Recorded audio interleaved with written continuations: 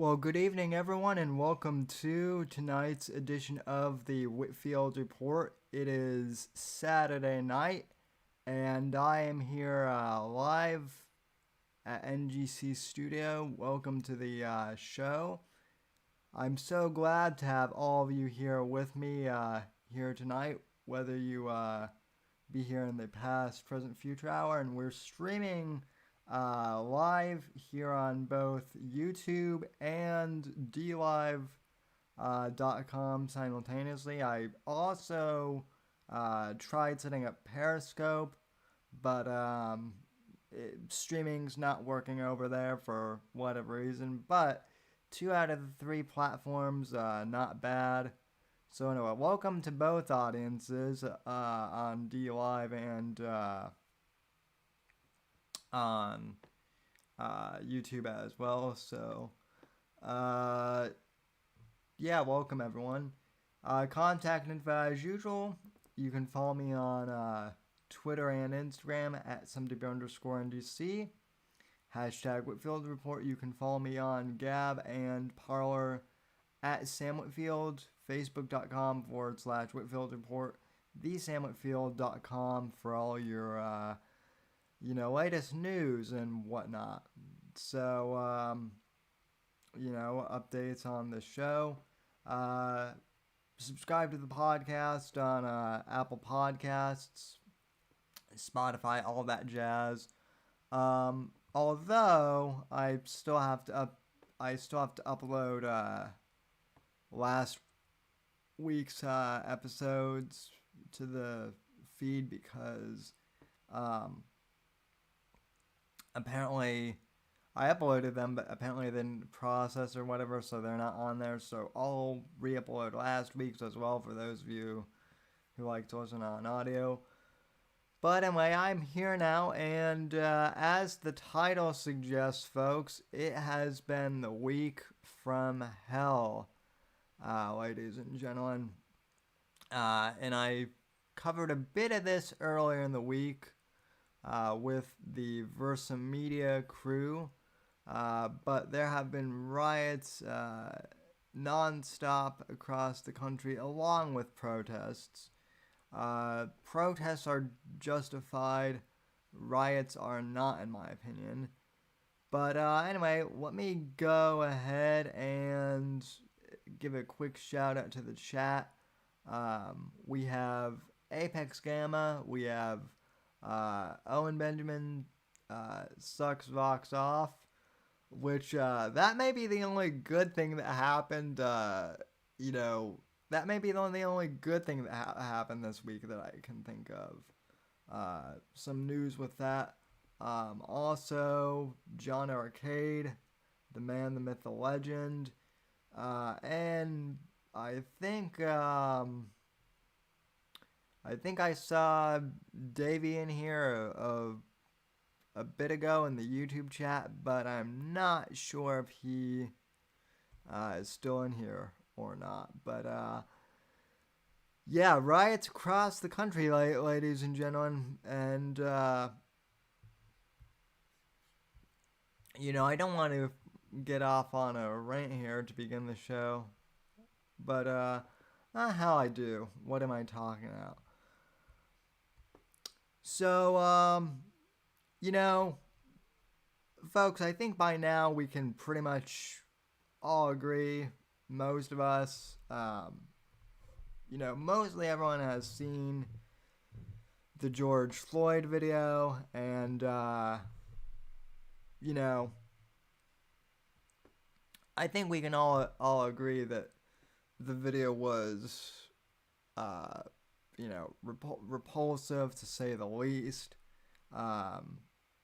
He shouldn't have been, killed in the way he was, obviously. And I think this does bring up a good opportunity to talk about police brutality in this country because, I've been thinking about things this week, and for the most part, let me say this. I am pro-cop to the point where I know good officers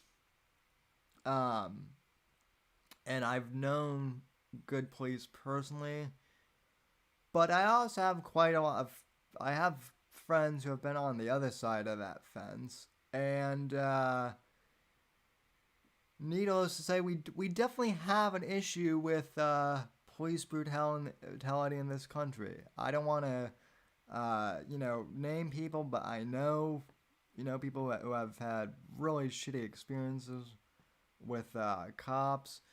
Some of them may be watching right now. Some of my cop buddies might be watching. Either or, feel free to jump in the chat here and chime in.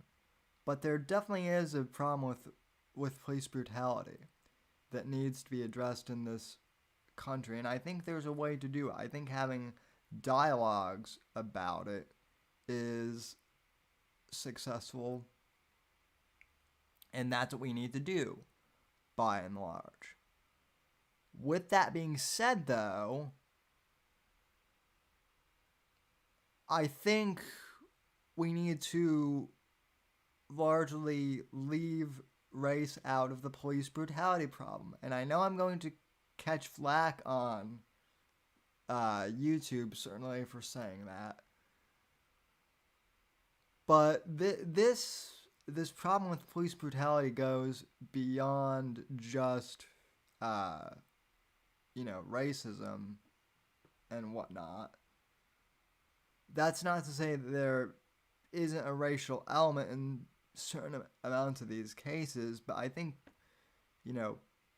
by and large, like I said, the people I know who have been, had shitty run-ins with cops, not all of them are black, and not all of them are quote-unquote minorities. So I think to say that, police brutality is strictly a minority problem is, really, really bad. And whenever I say that I agree with, whenever I talk to someone who says they stand with Black Lives Matter, these are mostly my white liberal friends. I tell them, I agree that police brutality is an issue. However, I think we need to talk about it more than just a racial issue. And they freak out because they think that this is strictly a race paradigm thing. It's not. There are good cops and there are shitty cops out there. Lately, it seems like we've been seeing a lot more shitty cops than good cops, and in my experience, up until COVID happened, I always had a pretty good experience. But even I will admit, when COVID first happened, we had cop cars patrolling our neighborhood, for to make sure that people weren't breaking in the neighborhood and trying to steal stuff, which that part I'm okay with. But there was one incident where I was outside, by the bay, just kind of rolling along in my chair. You guys have seen me do those streams. I was just minding my own business. Again, I'm not one to wear a mask, at least not in my own neighborhood, because it's my neighborhood. There aren't a lot of people out there, especially not at 5 in the afternoon. I was just minding my own business. All of a sudden, this cop pulls up and asks me why I'm not wearing a mask, and he gets to be a bit of an asshole about it. And I tell him, there's no law in place that says I have to wear a mask. And he says, well, you really should wear one. And the way he's saying it,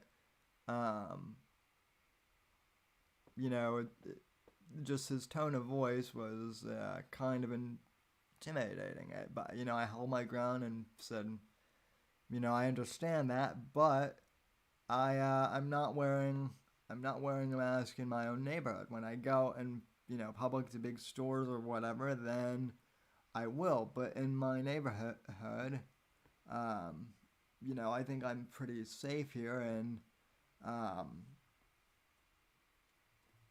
I appreciate your concern, but um, you know, please, please move on. And at this point too, I pulled my phone out and started re- I I didn't record, but I pretended like I was recording, and he kind of did move on, but it just goes to show that I think a lot of these authority figures during COVID got bored. Now, now that's just one incident. I also, speaking of law enforcement, I've also said for years now that I think TSA is a major pain in the ass. Sometimes, unfortunately, literally, and this goes back to another thing.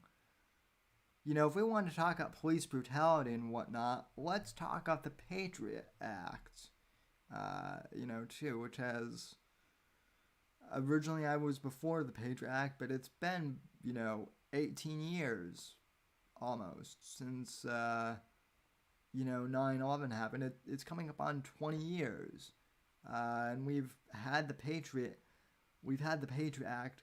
Think about it this way, folks. I'm 25. We've had the Patriot Act since I was fucking 6 years old.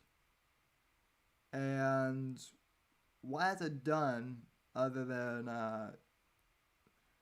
allow the government to spy on us more readily and more easily, which, that includes law enforcement. Um, it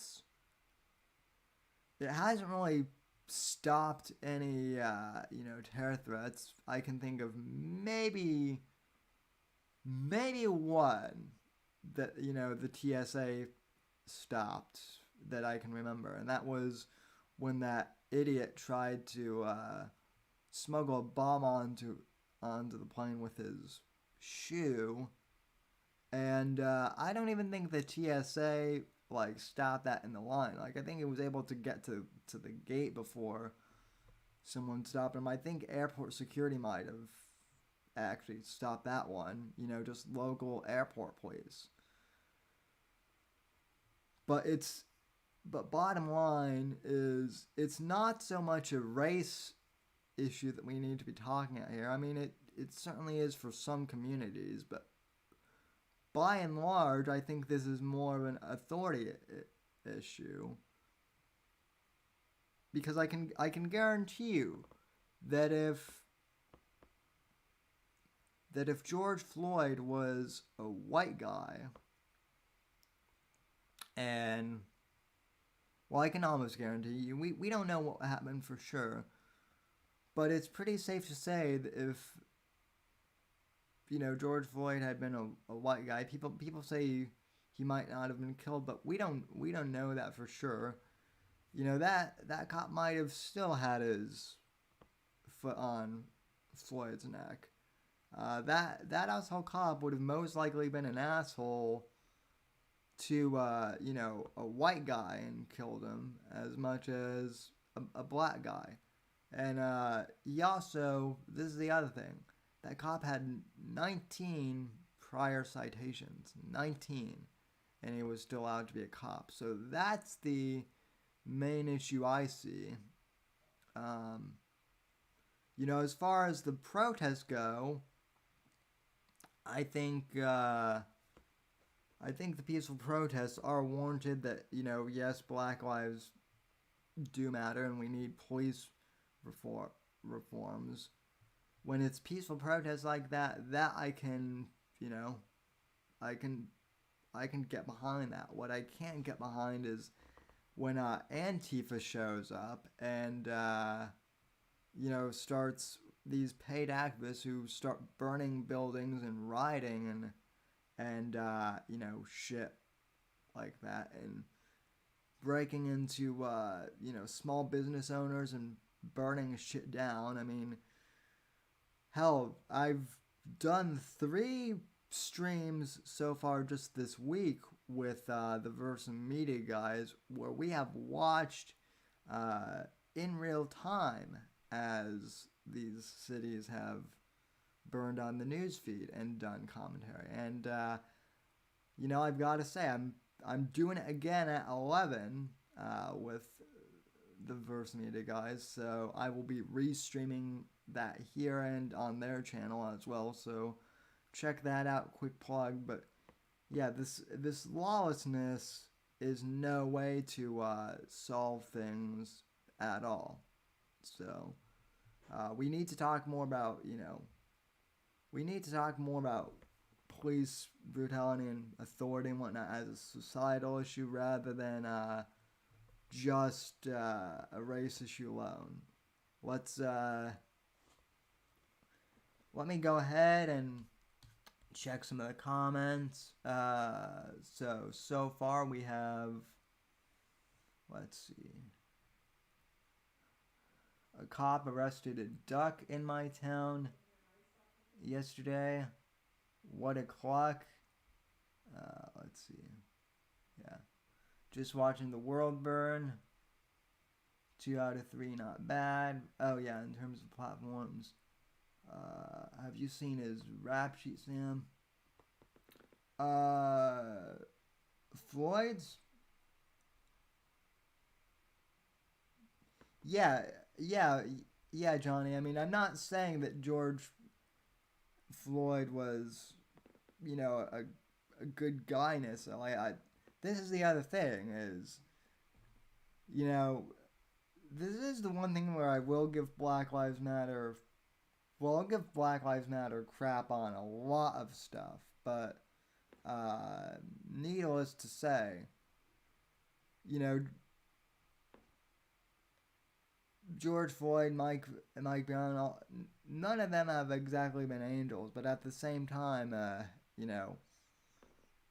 this Darren guy or whatever, the cop's name wasn't an angel either. I mean, putting your knee on the guy's neck, that is a little upset. That is a bit much, use of excessive force, I believe the term is. Oh yeah, we have some people tuning in on D Live as well. So yeah. So I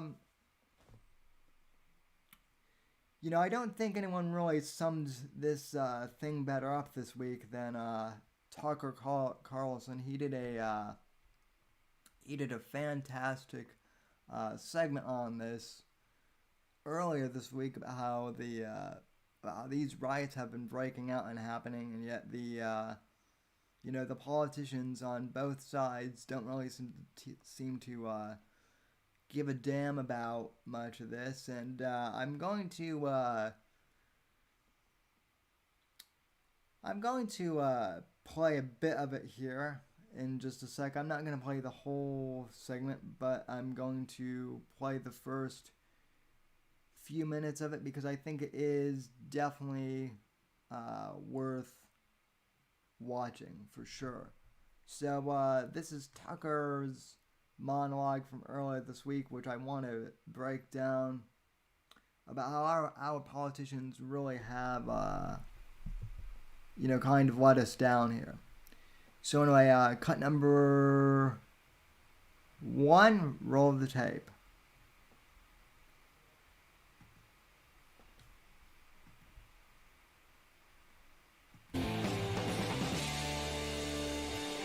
When the mobs came, they abandoned us. Good evening and welcome to Tucker Carlson Tonight. The nation went up in flames this weekend.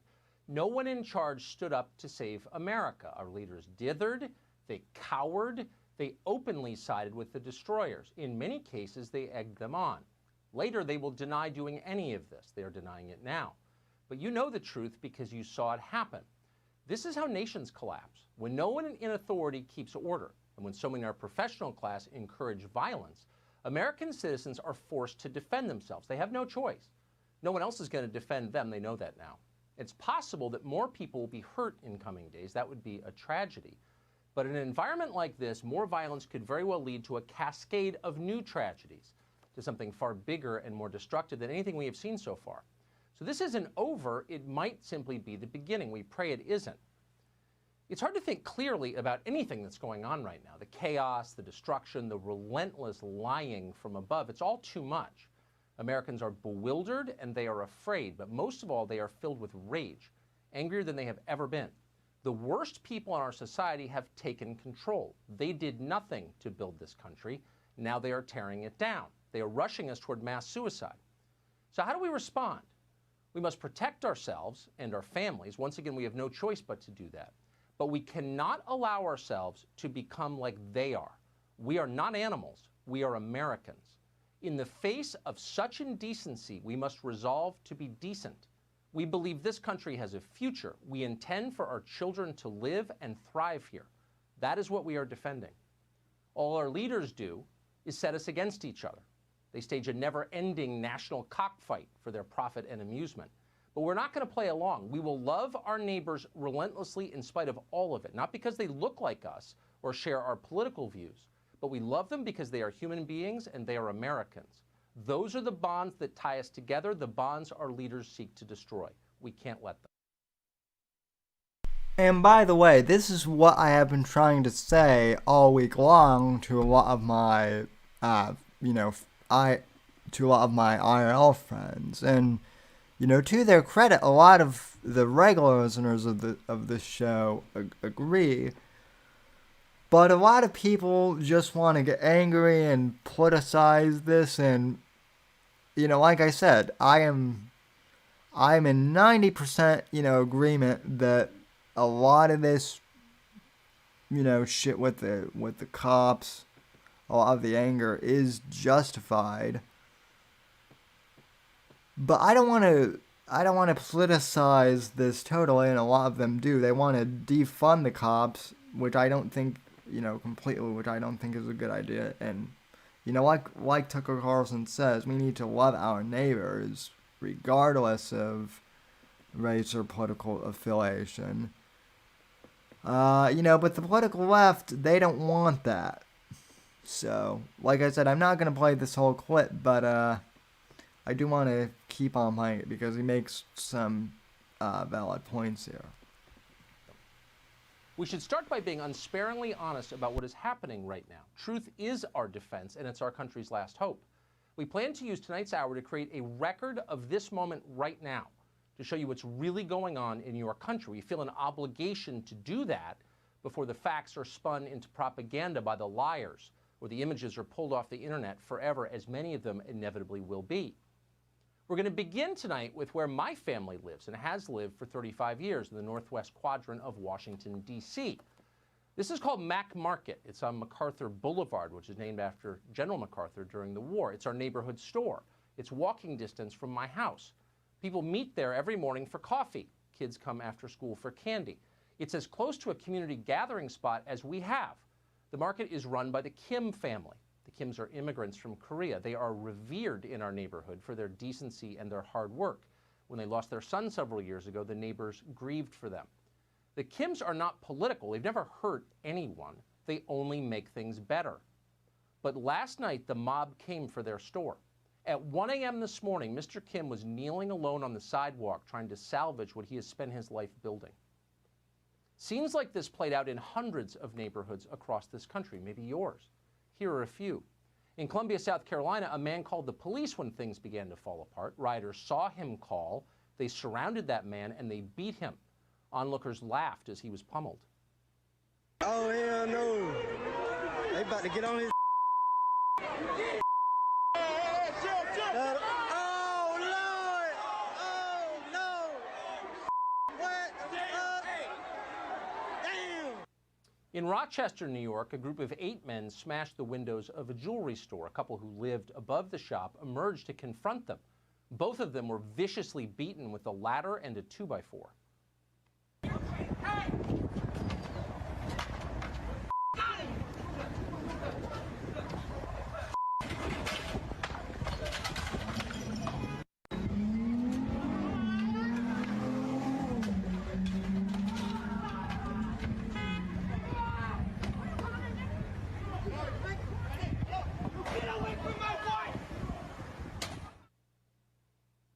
In Dallas, a man armed with what appeared. So you kind of have to ask, and I've actually asked this question, what the hell, do these riots accomplish, right? Because some people out there, or mainly the Antifa activists out there, are saying that, riots are completely, justified. The anger and the upheaval is, justified because of the, police brutality and the murder of George Floyd. Okay, but what does beating a defenseless, what does beating and, possibly even killing shop owners do to solve any of that? Like, I've asked that question. You're missing the point, bro. That's not what it's about at all. Really? Because that's what it's becoming about. So again, what do any of these riots, have to do with anything at all? Now, the other thing I do want to point out, I should have pointed this out at the beginning, is this clip is from June 1st, so the beginning of the week. I believe when Tucker did this monologue, Trump hadn't yet, stood in front of that church, but we'll get to that too. So, continuing on. Appeared to be a sword, did his best to defend a business from looters. The mob bashed him in the head with a rock and a skateboard. What they doing?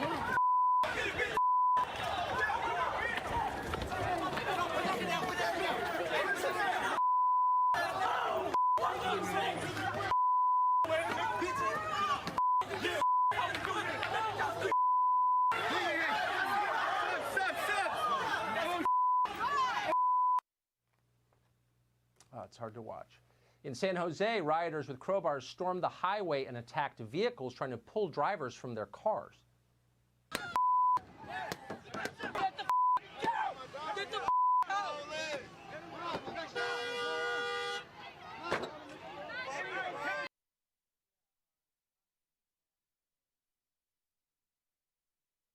Yeah, Johnny in the chat says these riots are exposing the biggest pieces of shit in society. Keep notes. Yeah, and also thanks for reminding me. Yeah, there's also that video. I think I saw on your channel, Johnny. I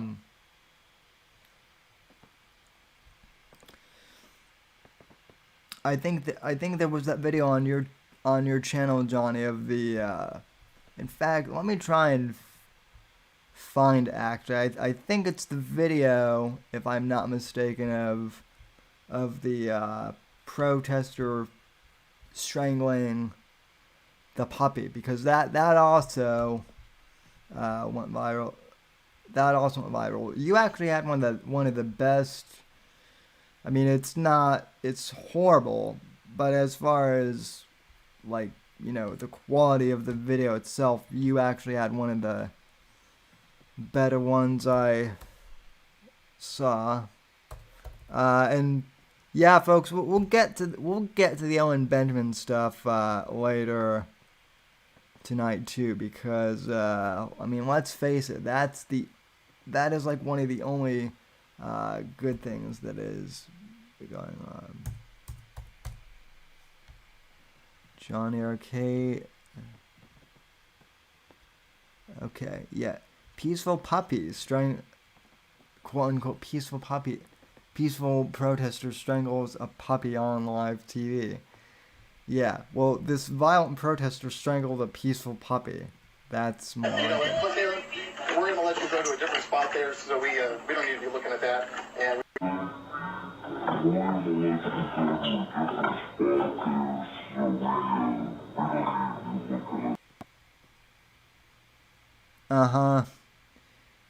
Now, look at that, folks, and tell me, is that fucking justified in George Floyd's name? How is that beating police brutality? How is that solving, black oppression in America, quote unquote. How is doing that to a dog helping anything? See, this is the other thing. You're not allowed to criticize these violent rioters, for their stuff. Otherwise, you're allying yourself with police brutality. Again, this goes back to my whole thing of when we talk about police brutality, we really need to take the race equation out of it. Scott Adams, too, actually brought this up, okay? In one of his periscopes, he did the, Scott Adams, the guy who writes Dilbert, he does periscopes a lot, and, I mean, he does them a couple times a day. I think I got his periscope on Tuesday. And the title of his Periscope was basically making the sale. And he basically says something to the effect of, I can't find it on YouTube. I don't think anyone has posted it there yet. He basically says, okay, black people have successfully made the sale about police brutality in America. And they say they want, white help, but until they bring us to the table and ask for our help regarding police brutality, they're not going to be able to fix things on their own. And also, they can't be saying, we want your help, but then also, criticizing us for trying to help them too, which is something that they've done too with these protests somewhat.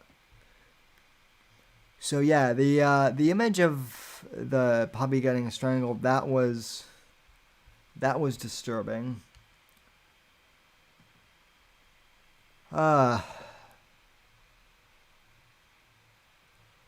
mean, I could just, play footage of some of these demonstrations going on. I play them non-stop. Like I said, I'll be on with the Versa guys starting at around 11 to, start doing that. But, yeah, I mean, look here. These riders are pulling people out of their cars too. This was in San Jose.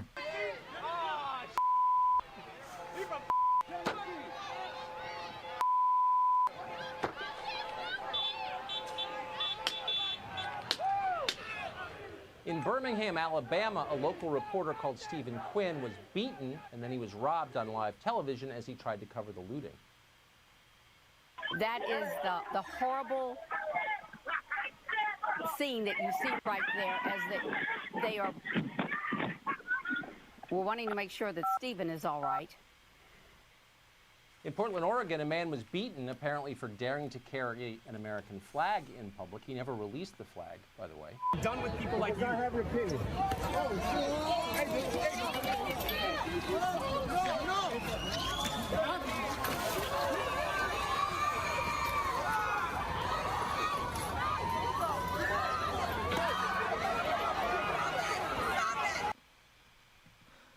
Yeah, anyone who's conservative or hell, anyone who loves America on either side of the aisle there, folks, needs to get the hell out of Portland as fast as they can. Like, even if you're a moderate liberal, leave, because, I mean, I've covered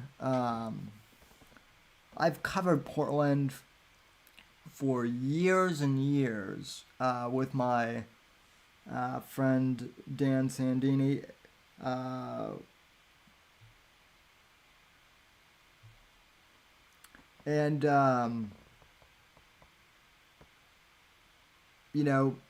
Portland has been a leftist shithole for years. So this doesn't really surprise me at all that Antifa is worst there. Okay. So like I said, I don't want to play this whole entire clip of Tucker, but it is worth watching, so I will put it in the show notes after the show and whatnot. But I did find a fascinating article from, of all places, medium.com that I want to read for you, and I shared this on Twitter earlier, but I think it is worth watching. This is by Caitlin Johnstone, who isn't necessarily known for being right-wing, exactly. But I've read some of her stuff, and although she is somewhat liberal, she's not as bad as some other people out there. And I read this before the show, and I actually thought it made a lot of sense here. So, headline for those of you listening on audio: the establishment only dislikes Trump because he puts an ugly face on the empire.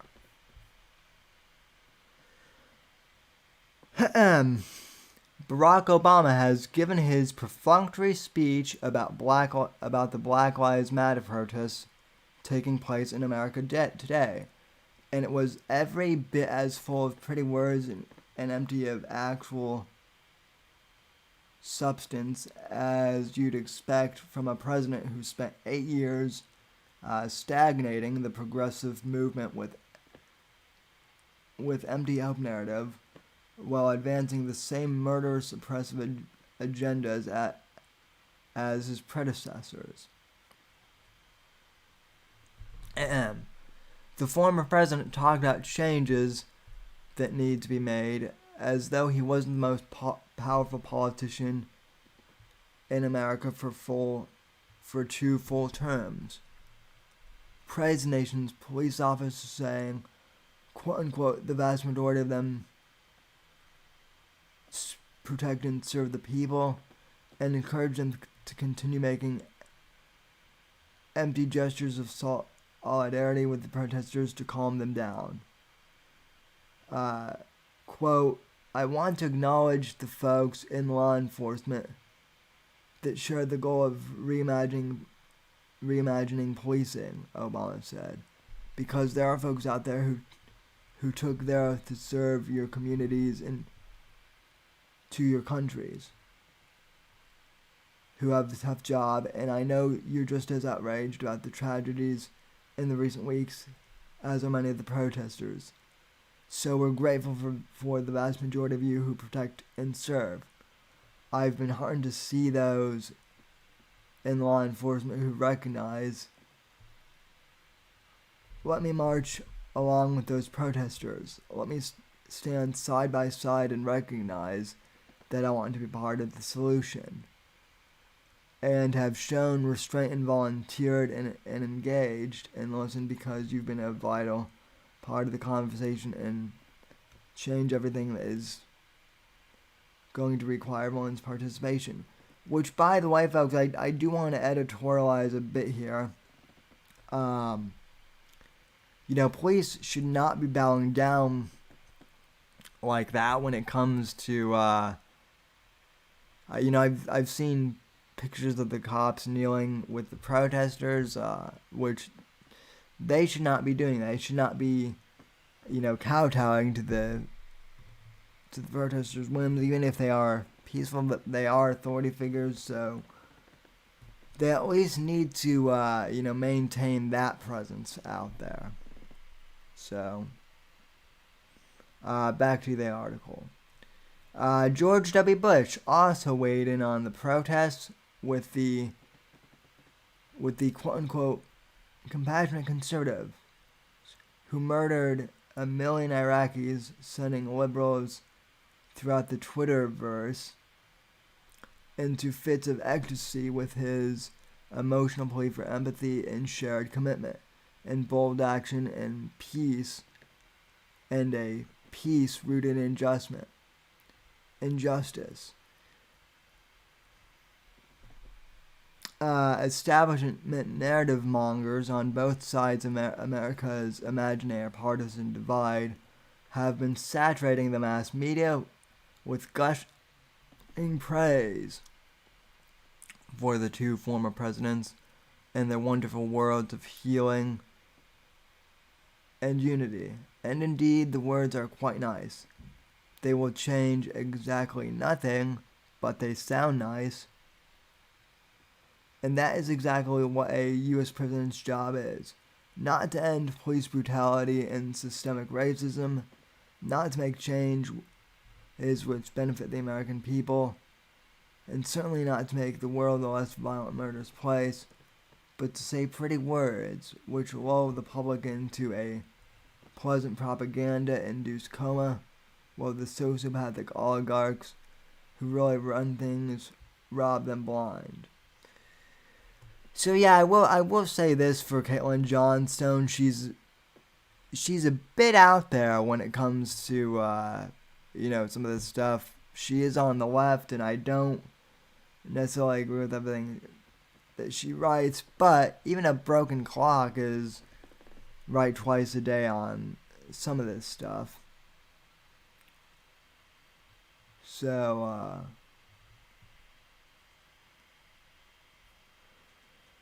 she at least gets that part of it. So there was also an article on The Verge that I wanted to read for you. This actually got pretty annoying here. Let me see if I can pull this up, and in the meantime, let me read the chat here. So,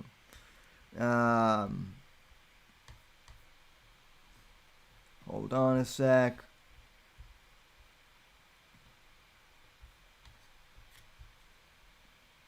Okay. Let's see.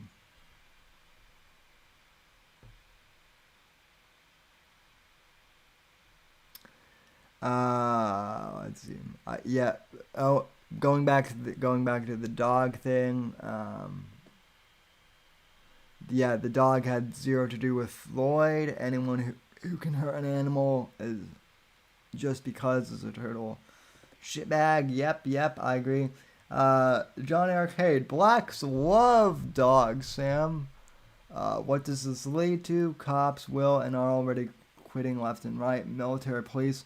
Yeah, exactly. Shovel Point makes a good point. If you think that this is actually going to solve the issues of the police, this ain't gonna do jack. This bad. Apex Gamma. Oh, shoot. Shady J is in the chat. So, Sam is probably on the floor. No, I'm not on the floor yet, Shady J. So, but yeah. Yeah, and then Fat Keckboy with some really great stickers on D Live. So the white girls fuck dogs. Yeah, they do. So yeah, everyone go over there and subscribe on dlive.tv/Whitfield Report as well. So, because I have a feeling that YouTube might not like what I'm saying here these days. But, I don't know. Let's see.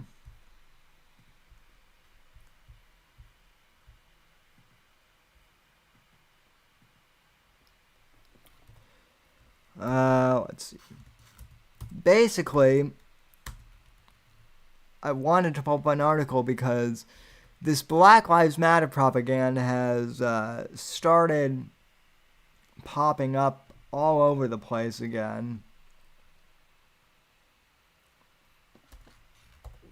Let me see if I can pull this up.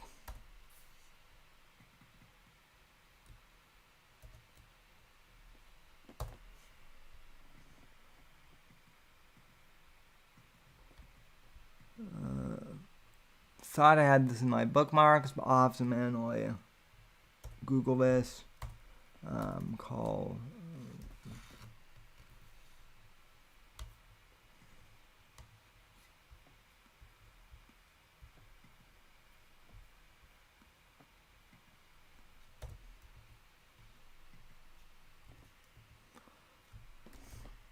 of Duty.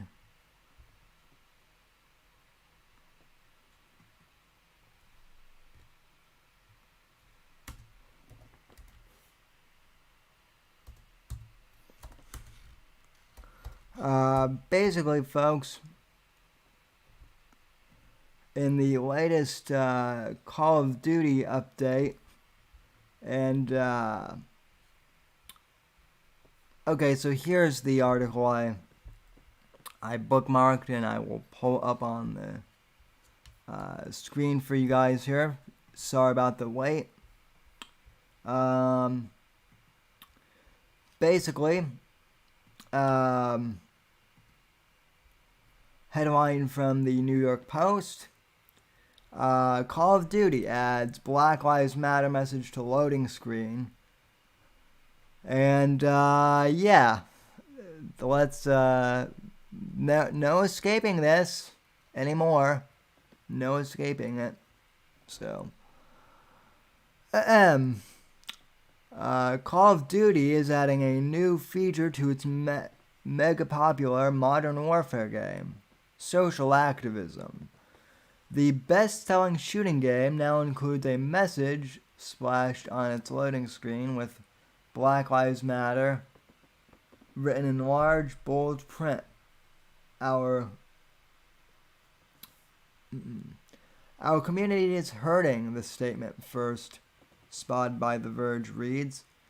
The systemic inequalities our community experiences are once again center stage. Well, yeah, I will say that the gaming community has severe inequality in it. You're right at that. I mean, it's, the gaming community is filled with a bunch of guys who can't get laid, so that's pretty unequal, in and of itself. But all joking aside, though,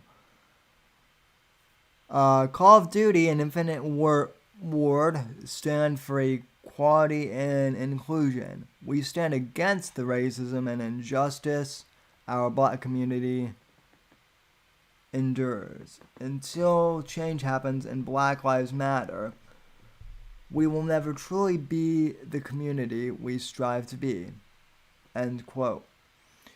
The message, which pops up anytime players boot the game up or switch between modes on the game's menu, arrived after the developer Infinity Ward announced that it was busy issuing thousands of daily bans of racist and hate-oriented names, but acknowledged that it has to do more. Oh, so Infinity Ward is now banning gamer tags now, huh? Which is, yeah. Earlier this week, popular video game Fortnite announced that it was quote unquote delaying its end of season event in the wake of the George Floyd protests, saying that it was giving time for the team to focus on themselves, their families, and their communities. Shares of publisher Activision Blizzard were down nearly 2% in early morning trading. And let's see, this article came out on yesterday morning, so June 5th. Okay, and we've seen the same stuff with, Netflix, Apple Music, Spotify had a big blackout thing. Heck, Reddit, of course, was no surprise. Reddit changed their whole icon, to Black Lives Matter, basically. You can't escape this anymore, no matter where you go. And look, I mean, I think there is, a time and place to talk about this. But, geez, let the escapism remain just that, escapism. Not everything has to be, so, I mean, we are living in dark times, and that's the unfortunate thing, and I am afraid that these protests aren't going to get any better as time goes on. Unfortunately, I think they're just going to get more violent and more chaotic. With that being said, though, I also think that in terms of entertainment and in terms of, pop culture, obviously people have the right to say what they want to. It's a free country. But I do think it's a little much to have a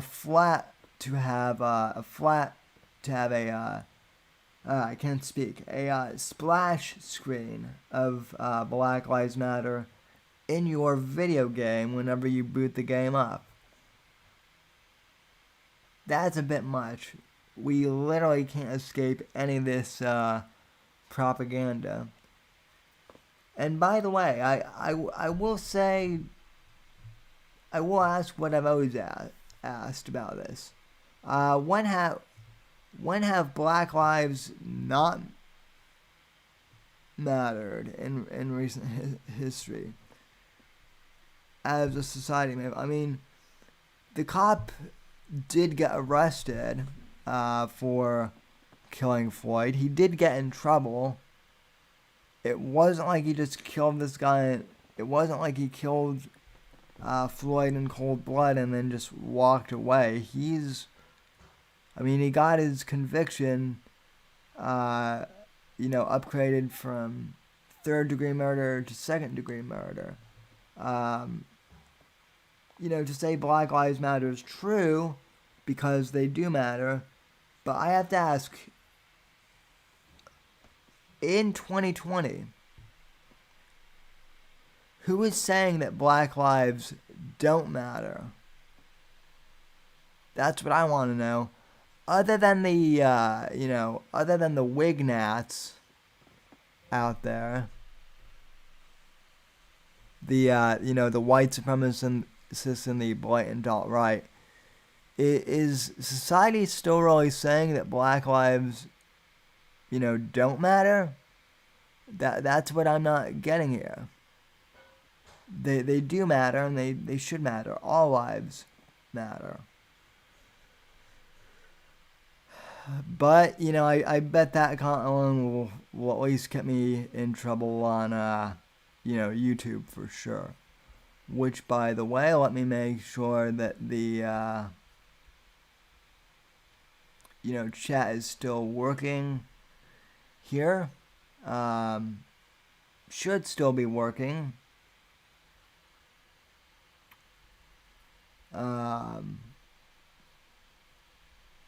So, I don't know how much of a delay there is. So, also, DLive seems to be working pretty well, so that's good at least. Yeah. First time multi-streaming on 2 platforms, so that's why I'm, that's why I'm checking everything to make sure it works. So anyway, folks, that is the serious end of the news here. So, it's been a hell of a week here, folks. And like I said, I don't think that the peaceful protests are unwarranted. I think they certainly are justified. But I don't think rioting is the solution at all. And, it's going to make things worse in the long run as opposed to better. So, before we end tonight's, first hour of the program, I'll be back for the second hour with Versa Media once I get connected with them here.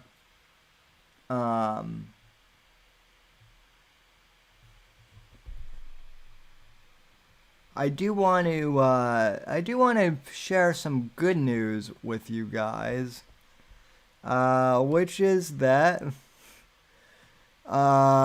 Big Bear is finally getting his comeuppance, hopefully, after all this time. This video,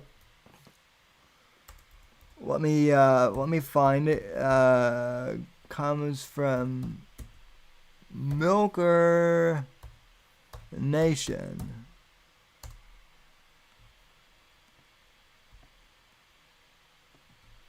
And let's see.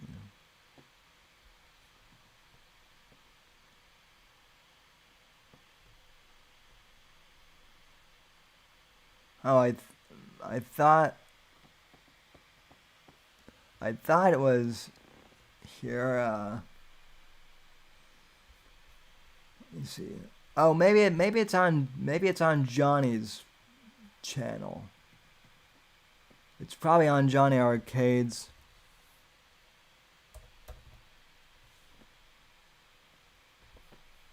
channel, if I'm not mistaken here.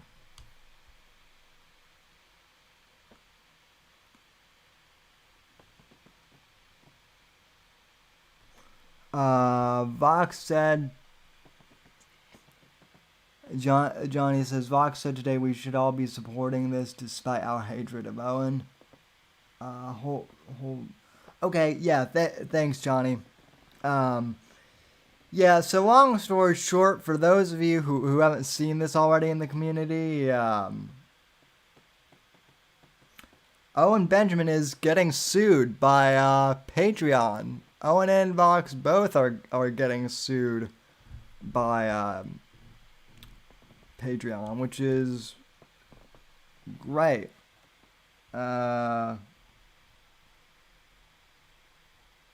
Fucking fantastic. Let me open up Discord. Johnny, hold on. Yeah, okay, yeah, Discord is open, so or you can, yeah, I guess send it to me that way, since you're not on Twitter.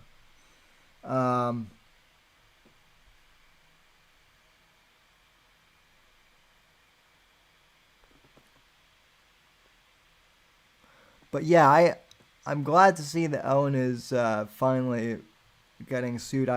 I suppose I could pull up the thing on Reddit here real quick, which explains the whole situation. Let me go to my screen here. Okay.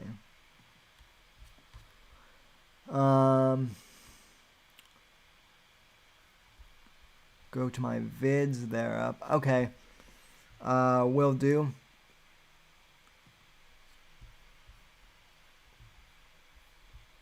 So.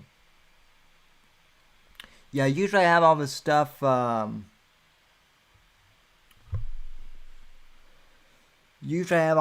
queued up, but, with the new DLive thing, with the multi-streaming, it's, I'm having to actually, do 2 windows of Chrome and minimizing and whatnot, so, yeah. So also streamlabs.com/the Whitfield Report if you want to donate to the program.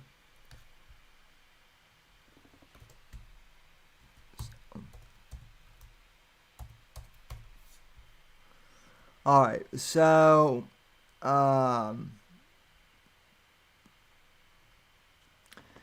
this is great, folks. I am ecstatic about this. So first video I want to play for you guys is this doozy right here. Did Owen Benjamin and his fans try to extort Patreon for $3.5 million? This is a oh boy, this is a great one. I'm excited. Take it away, Johnny. Mann threatened to assert and offered to settle claims by other patrons. Realizing that his claims had no merit, Smith solicited other patron users to assert additional meritless claims on his behalf, hoping that the weight of scores of nuisance cases would accomplish what a single nuisance case could not. Specifically, a multi-million-dollar settlement for Smith and a reinstatement of his Patreon account. Consistent with that strategy, on November 12, 2019, after the Smith arbitration had been submitted, Attorney Mann told Patreon's in-house counsel, Colin Sullivan, the man also represented 83 individuals who intend to file 83 individual demands for arbitration to be administered by JAMS. Concerning the matter of Patreon's interference in their separate contractual relationships with Owen Benjamin Smith, Exhibit D. The following day, Mann invited settlement discussions, stating that settlement discussions between Smith and Patreon would certainly address all the arbitrations we have mentioned, including Owen's and those yet to be filed. On November 15, 2019, in anticipation of a settlement conversation with Patreon, Mann made a settlement demand. Mann wrote that he would proceed with the individual patron claims unless Patreon agreed to pay Smith $2.2 million and reinstate Smith's patron account. Mann continued, "Our intention is to address all claims, Smith's and the individual patrons, and any discussions with you based upon the required relief described above." Now, Patreon rejected that offer. In December of 2019, Mann increased the demand. He informed Patreon that he would file claims on behalf of 100 Patreon users unless Patreon agreed to pay $3.5 million and reinstate Smith's account. Patreon rejected that offer as well. On January 6, 2020, Mann and Smith followed through on their threat and filed the 100 additional claims, although each patron statement of claim recites that the claimant has remitted payment of the $250 arbitration fee. In fact, Smith's attorney submitted a single check for $25,000 on behalf of all the individual patron claimants.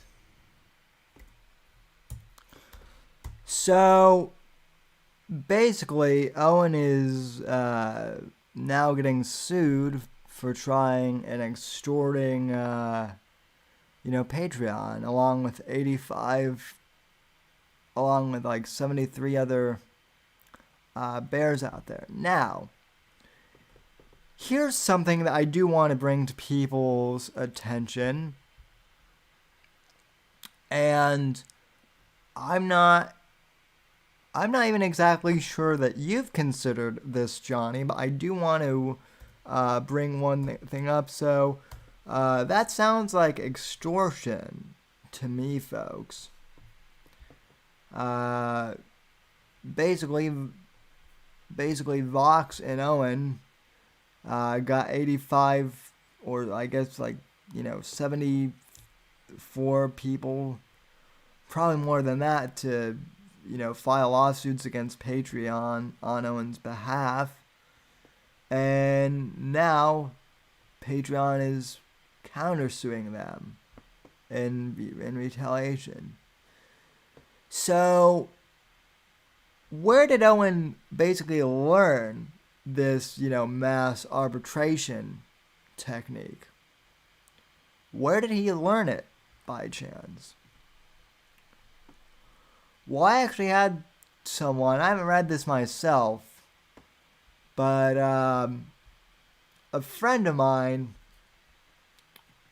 or rather, I guess you could say someone I've had on the, inside of things, read this gem for me. Let me pull it up for you guys.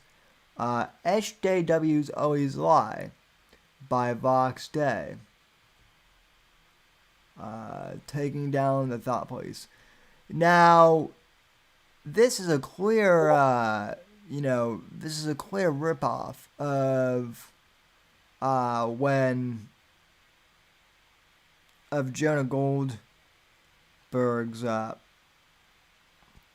book, Liberal Fascism. The cover and everything is a total ripoff.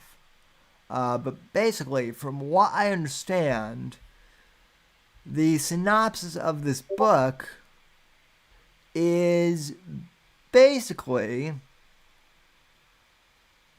from what I understand, simply to just use the SJW tactics against the quote-unquote SJWs themselves, right? So, in this case,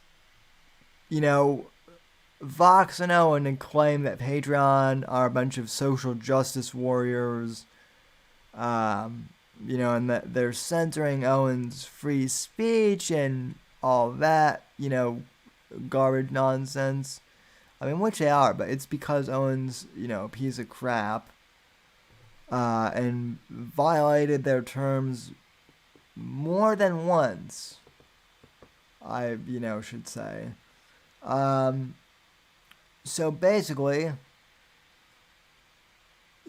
what do? You do what Antifa and the radical left do, and you basically threaten to sue, the company and bring multiple lawsuits against them and basically blackball them into giving you what you want, which is what Owen and Vox have done. And so Owen probably read this book, or Vox basically just told them the synopsis of this book here, which I'm not going to spend the $5.99 on because it's not worth it at all. But basically, Vox is using his own stupid, tactics against Patreon that he listened to this book. And now, well, let's see the reaction here from Big Bear himself, right? Guys, I'm getting sued. Patreon is suing me. Guys. So, how did using these SJW tactics work out for Owen? Let's find out. This is going to be news to all of the backers who are currently engaged in arbitrations. Patreon has filed a lawsuit in California against 72 of the 95 or so backers who are in arbitration against them. Now, before anybody panics and before anybody starts sending emails saying, am I on the list or not, what you have to understand is this isn't how the legal system works. It's important to understand that these companies and their legal servitors center all their strategy around fear. All of it. It's all about how we're going to sue you. we're going to take your house. Can we tell the people about what they accused us of when we first talked to them? Okay, so that's pretty funny that Vox is saying, oh, Patreon isn't really going to do anything. They're just scaring us, because I seem to remember at the end of last year, probably around like Thanksgiving or so, maybe right before Thanksgiving, right? Davy Crocco was gonna get sued for hacking, for quote unquote hacking unauthorized TV, right? That was gonna be a huge, thing, a big no-no, and Davy Crockett was gonna get sued.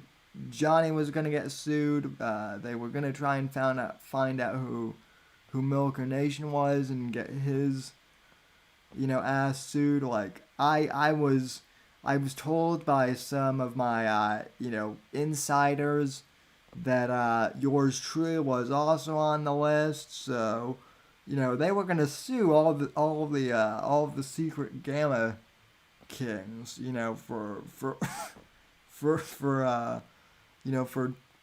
torturous torturous interference or tortoise interference in Teddy Spaghetti's case, right? So that was their big thing.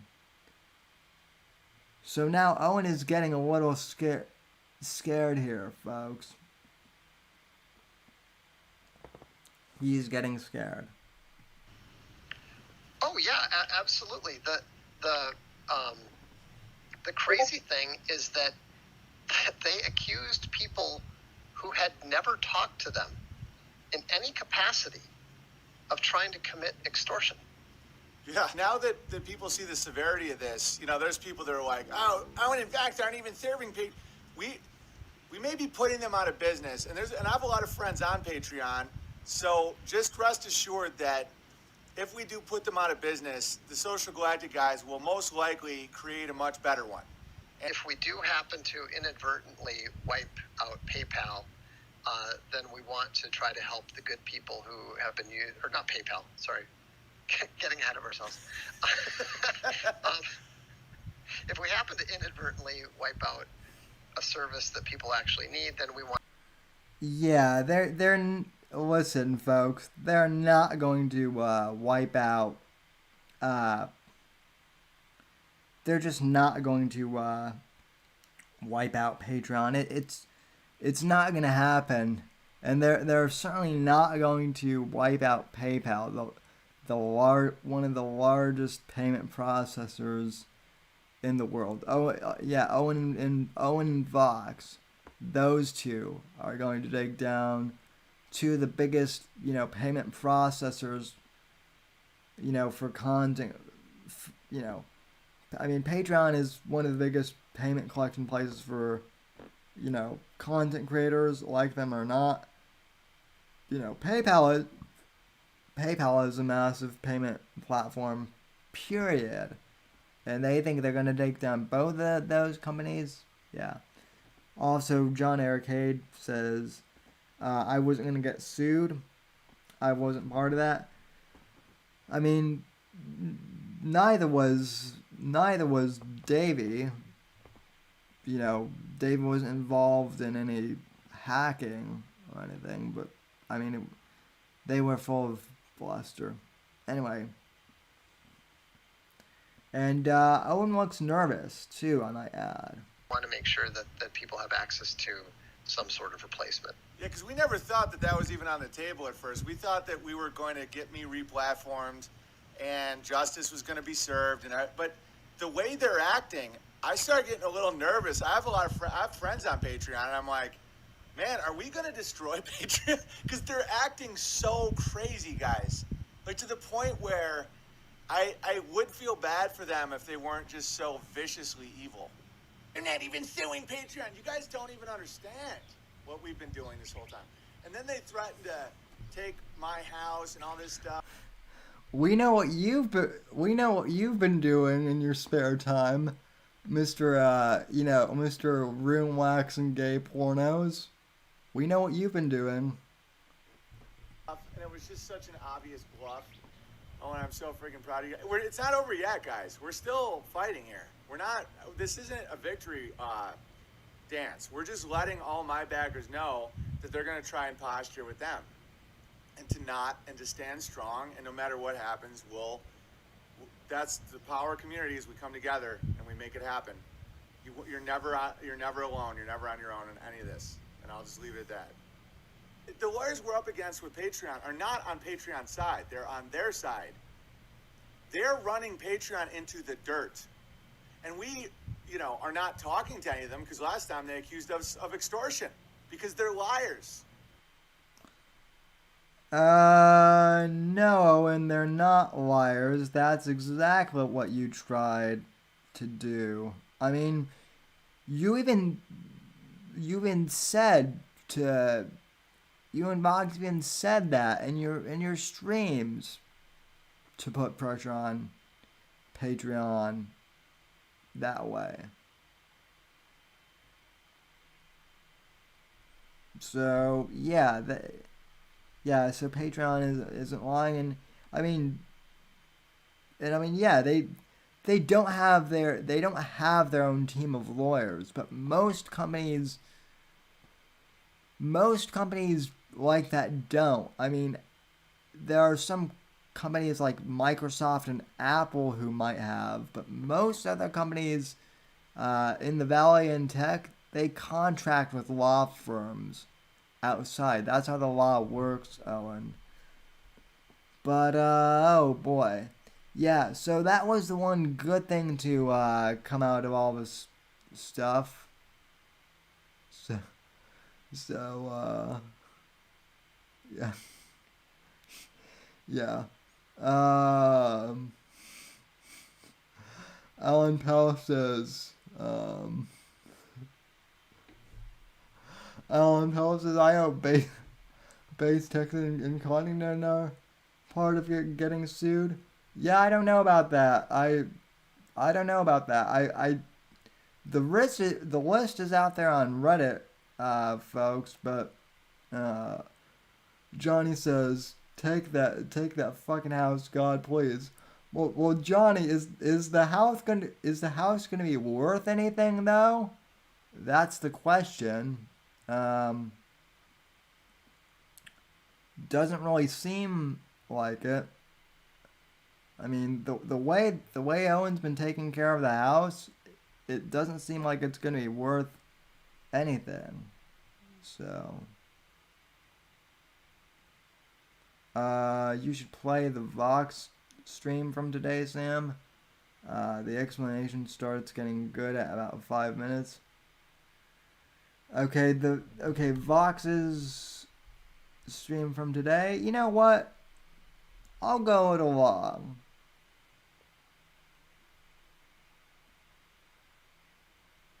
I'll go it along today, and let me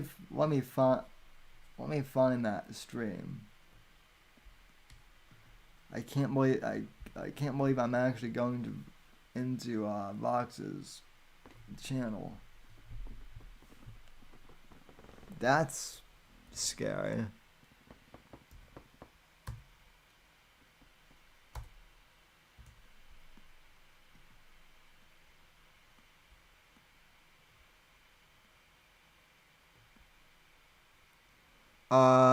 It's color revision comes to America, right?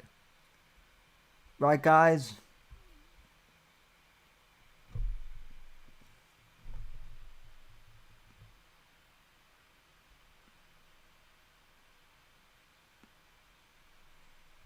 I'm assuming that's what this is.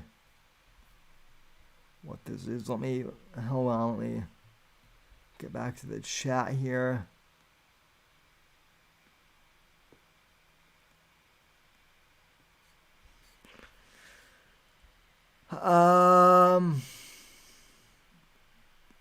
Okay, yeah. Yeah, oh yeah, it is, I think. Alan, Sam, is the reason your logo has eyes, no ears, and no mouth because you hear no evil, see no evil, and speak no evil? Alan, that's as good of an explanation as an so. Voxtel streams. I figured we would just admit defeat after being demoralized by so many people. All them out for his bullshit. Yeah. Yeah, Warfist, that's actually a good point. So, I mean, and Alan, as far as the logo goes, I hadn't considered that, but that's good lore. So, by the way, shout out to Evil Eric for making that logo. But yeah, I guess. Alright.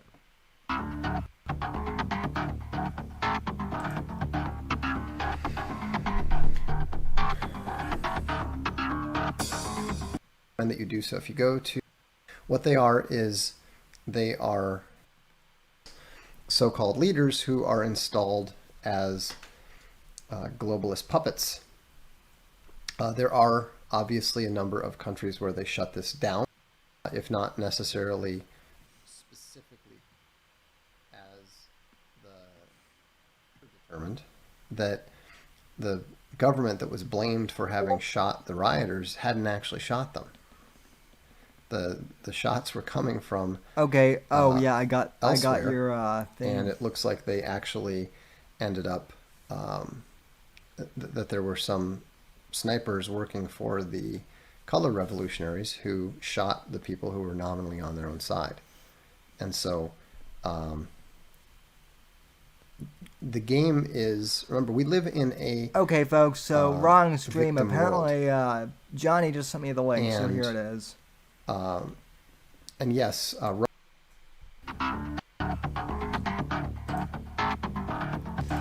okay, so this is the right one. The Panic at Patreon. This was today's stream, I guess. Also, I do want to note that Vox should probably mute his microphone, while playing the intro, like I do. I can hear his breathing, and that's pretty unprofessional.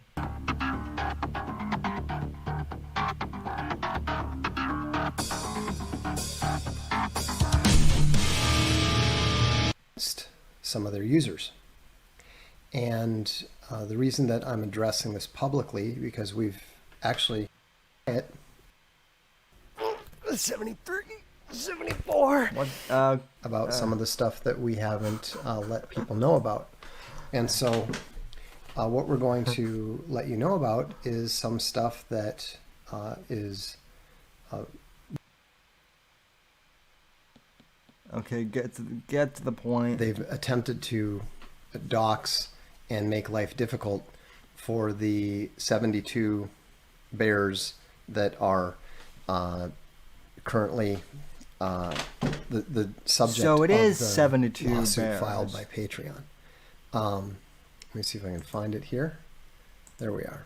Okay, so the short title is Patreon Inc. versus a gentleman by the name of Mike.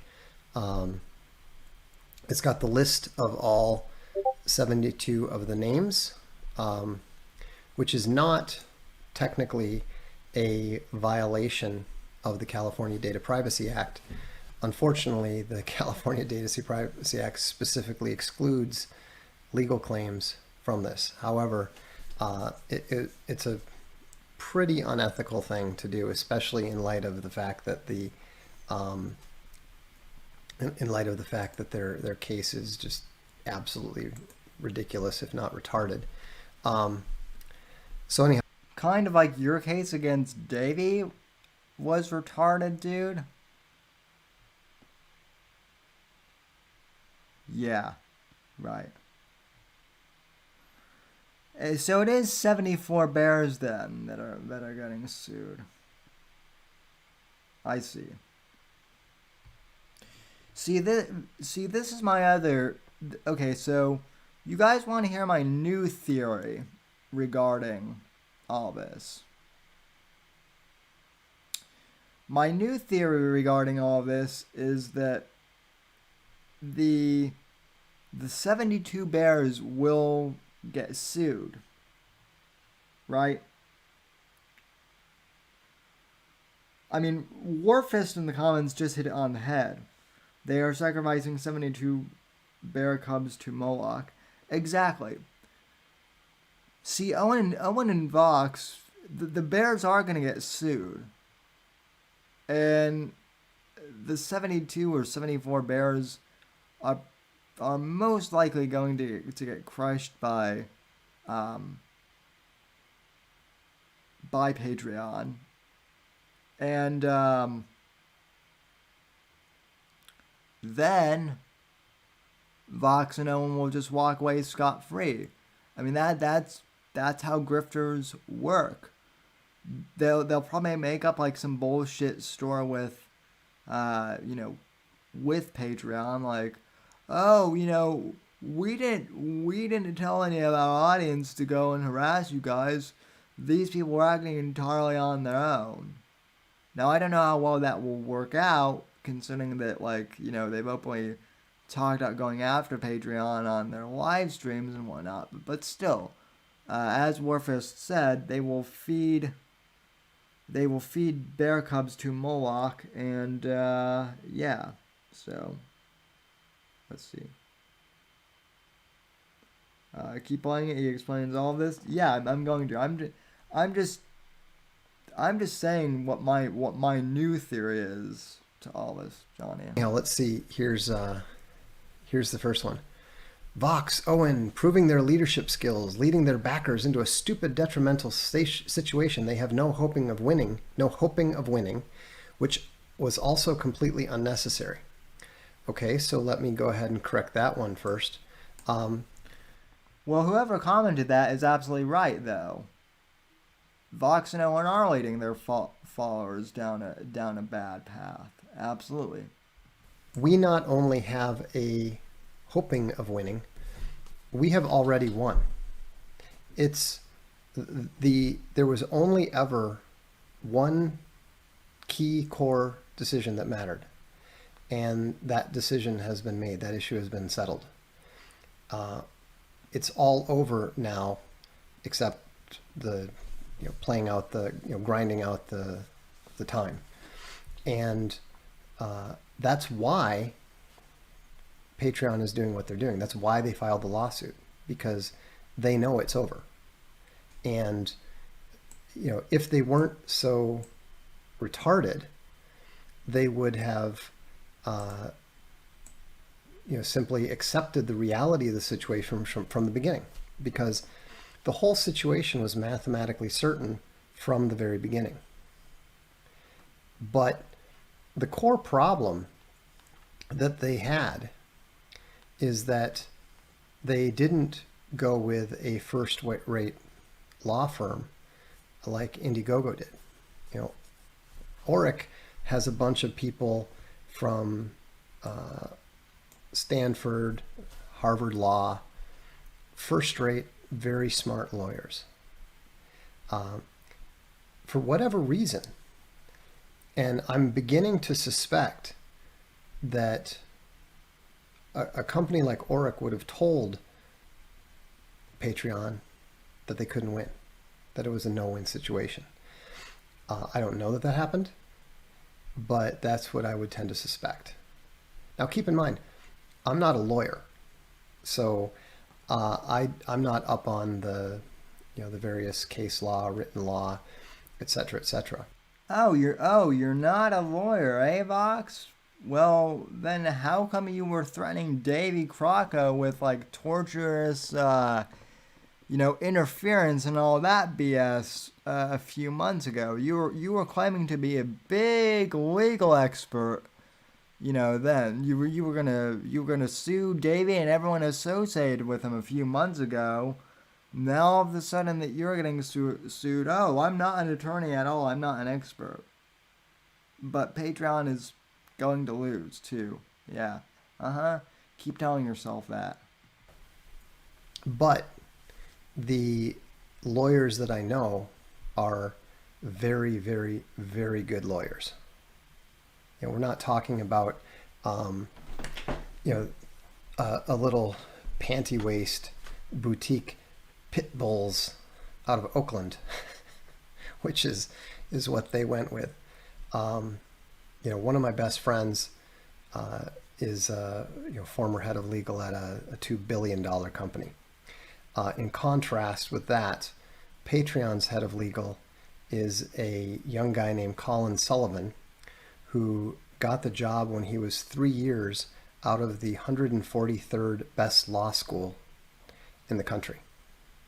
So we're not talking about, we're not even talking about third-rate lawyers here. We're talking about people who are, they're not bottom feeders in the sense of, the the rumpled tie guy, chasing ambulances. They're probably a step up from that, maybe two. Yeah, good point. Johnny just brought up a good point too in the chat. Docs by Vox's standards. Yeah, and I don't know if you guys can see the chat replay here in my display window. I think I'm showing that, but you guys might not be able to see it. But I just saw in the chat replay window here, the VFM or whatever Vox's premium members, one of them just said, I wrote Colin a letter. Which that's probably not good. If the VFM are writing, the opposing teams, Vox's, opponent's legal team a letter, meaning it's not going to end up well for Vox, that is. So yeah.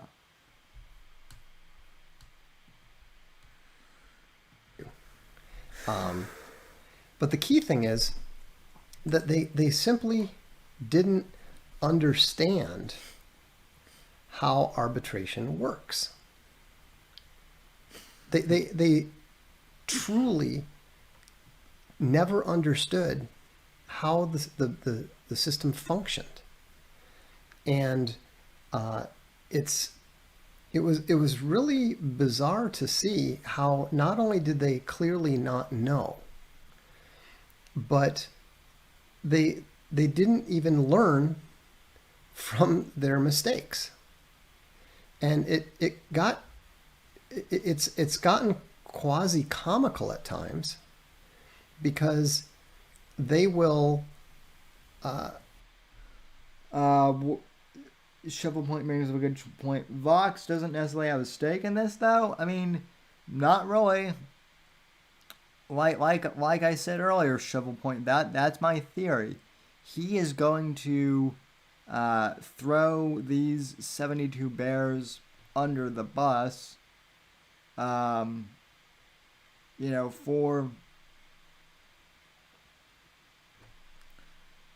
Basically for Owen. Owen and Vox are going to throw their bears under the bus, just like they do with everyone. This is a repeat pattern for them. At least in my experience, it is with Owen. Unfortunately for those bears who are now getting sued, we tried to warn you. Us at the DZ and Milger Nation and everyone else, we tried to warn you, and we documented on all this stuff. Porcelain warned you too, but you didn't want to listen, and now you guys are going to take the fall for these guys.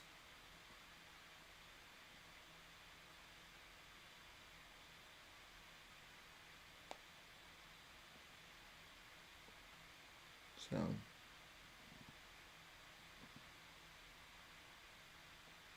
Fox explains later in the stream that he doesn't have a dog in the fight. Do you know what the timestamp is? I don't want to play this whole entire stream. I don't want the asshole trying to flag my video for, for stream mirroring or whatever, even though that's not what I'm doing at all. But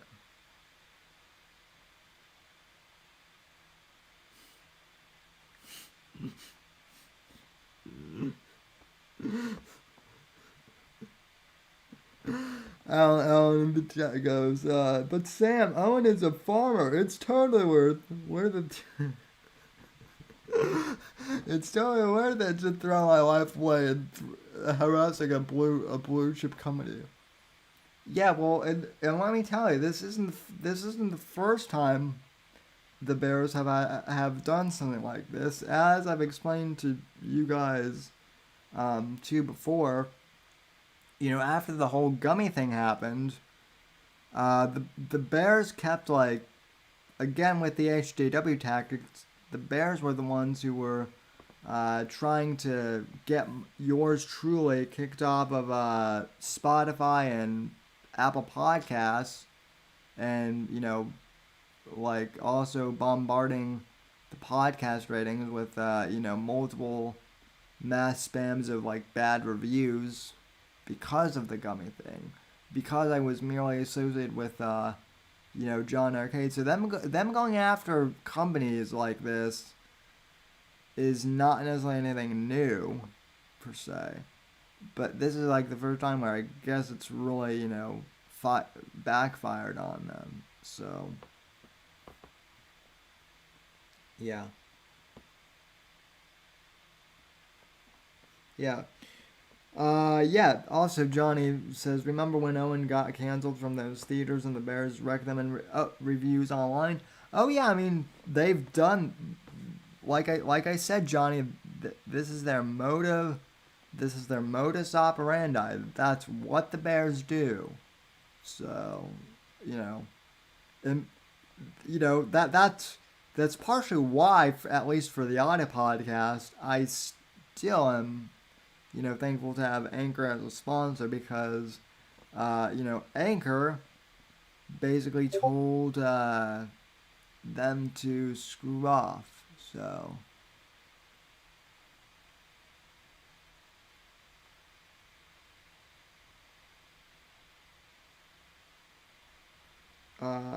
Patreon wouldn't waste the court's time with the 72. The focus would be on Owen, and that's it. I hope so. Shovel Point.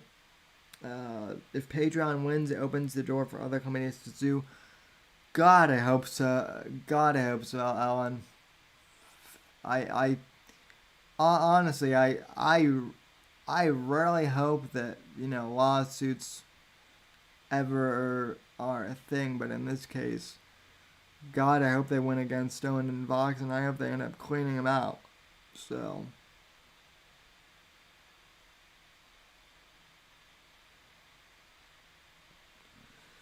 okay, let's spend a little more of this. Essentially attempt to make their case to the people who are, like the secretaries. I mean, it's as if they would show up at the law school, or not the law school, at the court, and start trying to recite their whole case to the clerk of the court. And so, and the clerk of the court is just sitting there going, dude, just give me your check. I'll give you a number, And so, but you have to keep in mind that there's also another element at work here, which is the fact that we're pretty close to, if we haven't already reached the point where the interests of Patreon and the interests of their lawyers have diverged. Their lawyers have already failed. But they keep getting paid whether they're winning or losing. And the smart move, obviously, once you get to the point where the outcome is inevitable, is,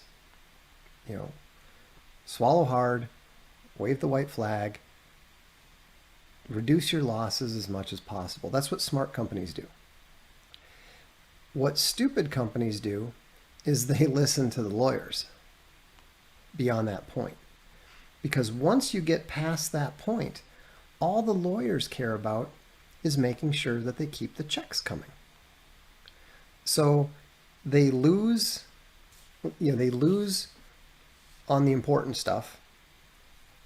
And then instead of telling the client, hey, look, we did our best, we took our best shot, but we lost. It's time to end this. That would be the ethical thing to do.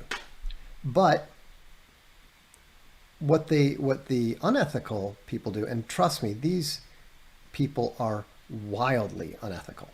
I literally have never ever seen or heard of somebody who lies more frequently or more transparently than one of the lawyers for Patreon.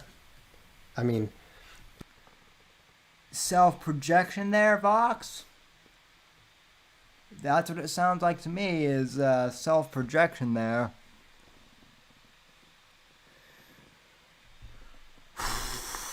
Oh my God. Oh my God, folks. I just saw one of the bears in the chat replay for Vox's stream just said, as Andrew Breitbart said, quote unquote, war.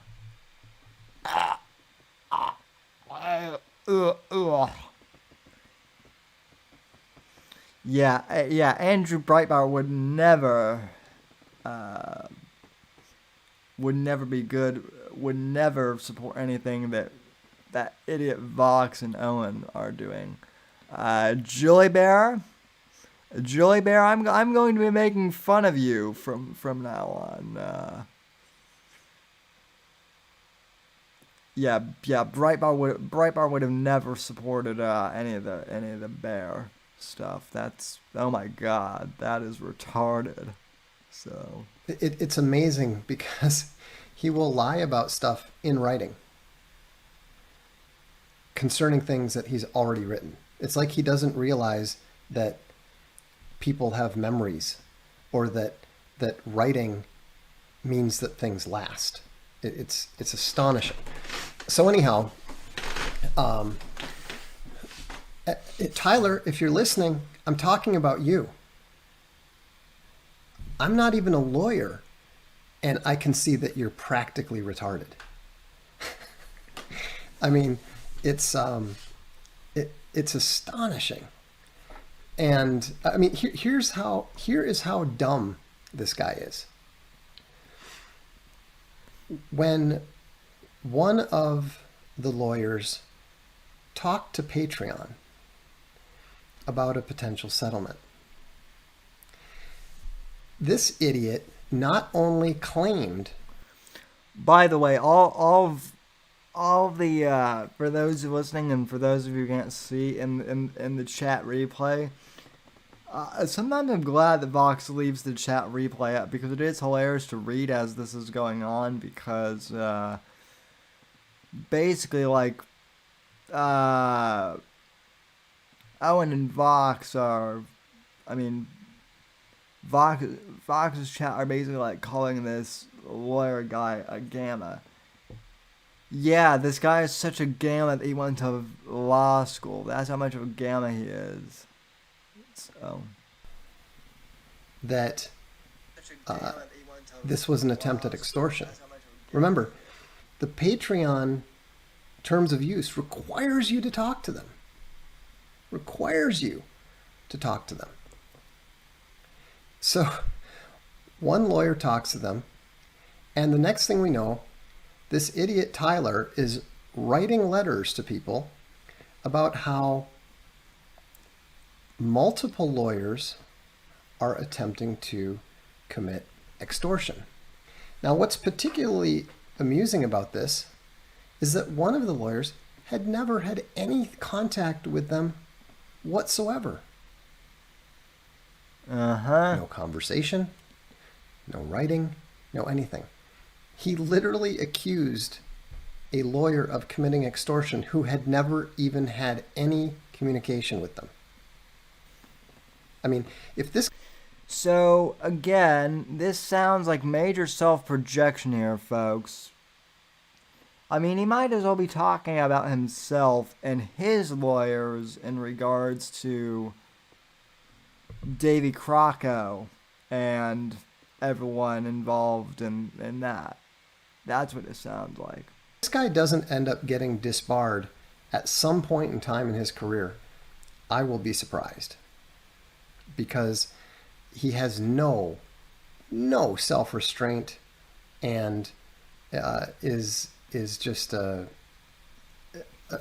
Yeah, because your legal team, which dubs themselves, and again, for those of you listening on the audio podcast, I'm not making this shit up, the Legal Legion of Evil.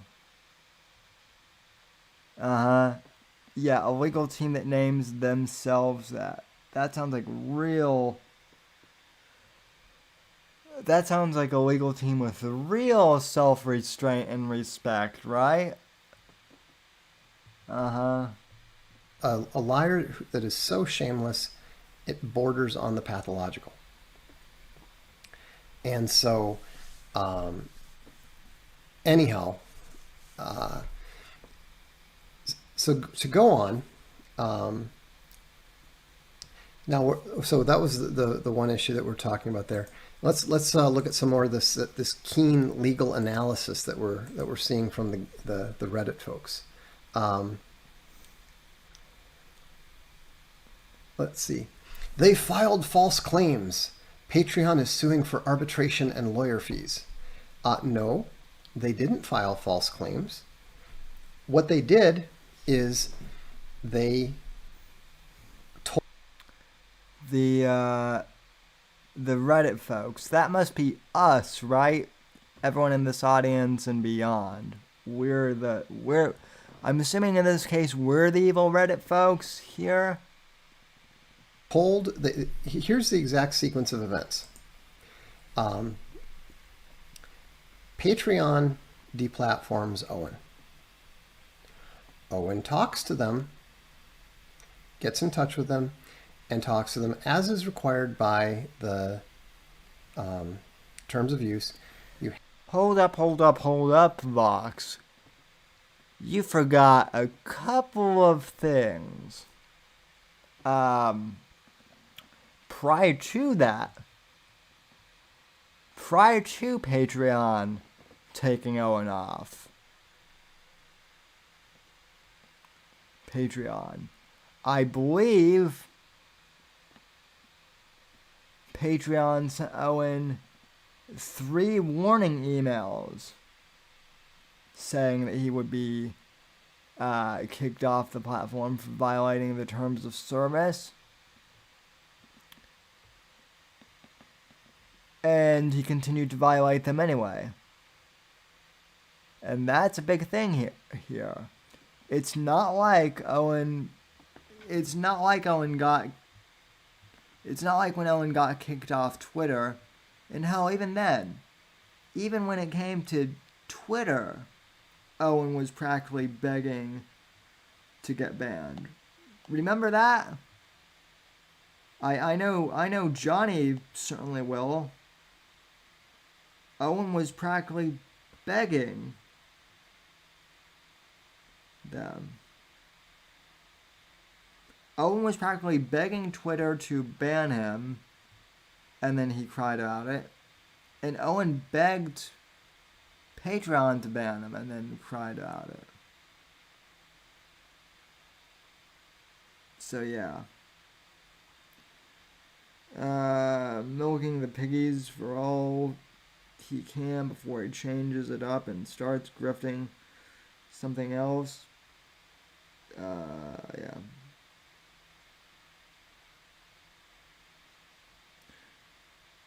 I think it said in Patreon's terms of service they can kick you off for no reason at all if they choose. I mean, yeah, that's part of it. yeah, that is true, Johnny. But like, I seem to remember, like Patreon did send him like, courtesy emails, like giving him warnings. So,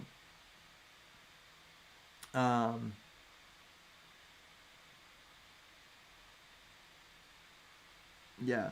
No, you're probably right about the terms of service, but I seem to remember that he did get warning emails. So that happened too.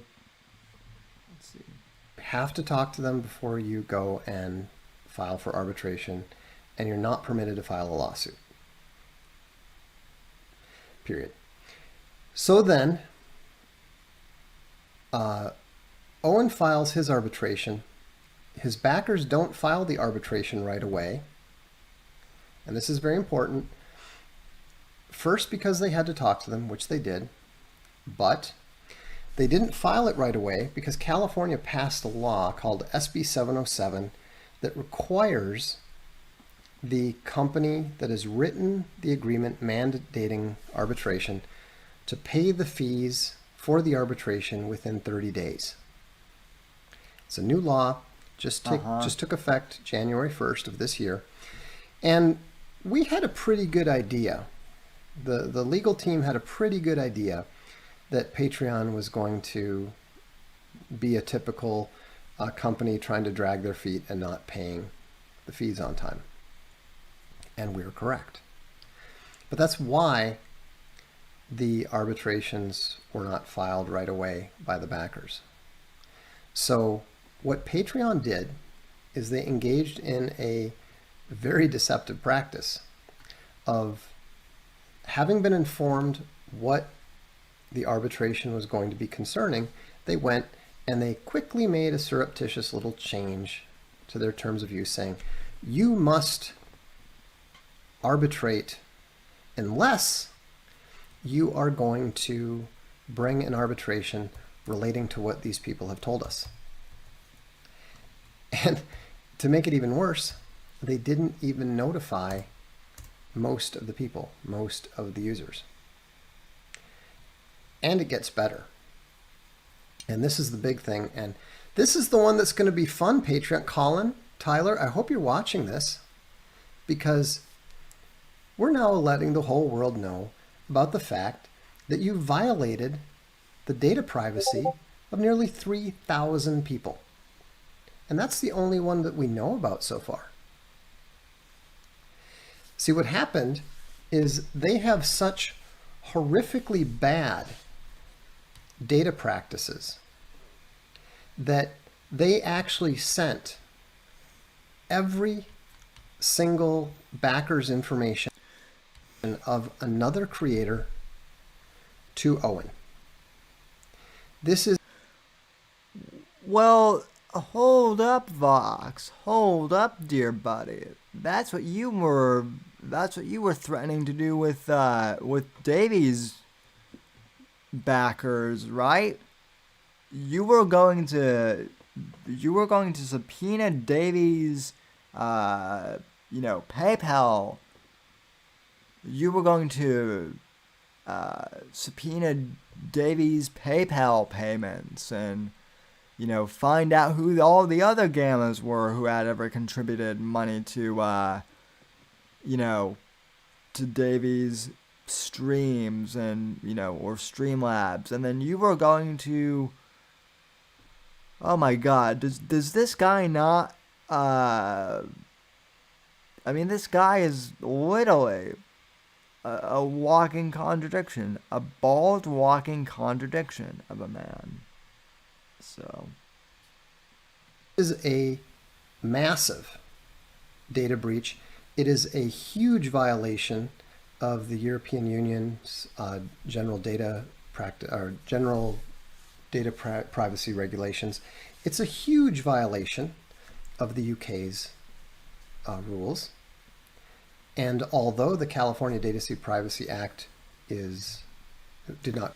Yeah, and the fucking Bears violated all of those laws when they tried to get me kicked off Spotify, when they tried to get the Whitfield report kicked off Spotify back during the gummies thing. Especially since my podcast is listed internationally, so technically my show, along with like thousands of others, so I'm not that special, but I am protected. This podcast is protected, at least the audio version, under international law. So, and the Bears violated that, but you don't want to talk about that, Vox, do you? Come into effect until afterwards. Here's the best part. They still, to this date, have not notified any of those thousands of people that all their account information was sent to a third party. Naughty, naughty. How much they gave, their emails, their real names, who they were donating to, and how long. Now here's the best part, is that these things have been going on for a while, right? And again, this is all stuff that Vox himself threatened to do to Davy Crocker, right? Yeah, and it's like Shovel Point says in the chat, rules for thee, but not for me, tee-hee. It's even worse. They've actually put in writing that they don't think that they are liable, that they don't think that they are responsible for the GDPR, despite the fact that they have a headquarters in Dublin, Ireland, which is located in the EU. Now, I live in Europe. I thought you hated the EU, Vox. I thought you loved to talk shit about the EU and how bad they were, right? And now you're bragging that you live in your... Oh yeah, that's right. You're so patriotic, Vox, that you're a fucking expat. I'm not a lawyer, but I do. No shit. I would have never guessed you're not a lawyer.